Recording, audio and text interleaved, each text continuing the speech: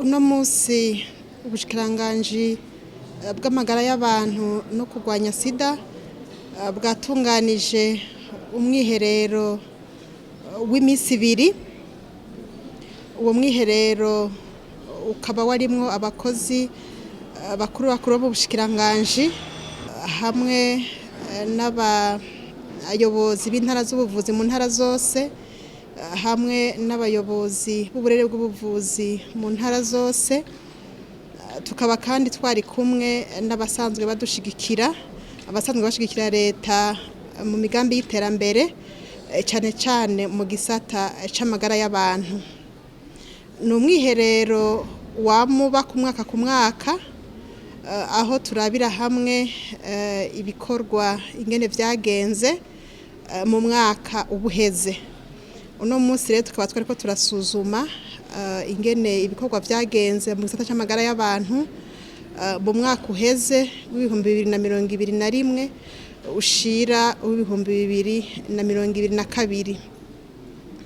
Imbere yo gukora umwiherero nk'uyu twabanje gukwiragira mu gihugu cose, mu ntara zose, turagendera mu ntara zose ibitaro n'amavuriro abiri mu ntara zose.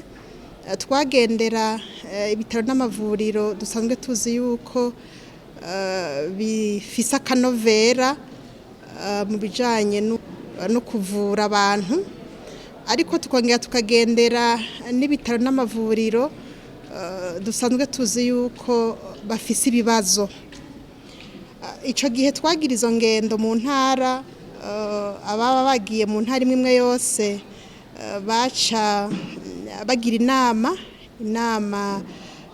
hamwe n'abasanzwe badushigikira, bakarabira hamwe uko babisanze, maze bakagenda bavuganye baravye ivyagoranye, bakagenda bavuganye n'ingene bobitorera umuti.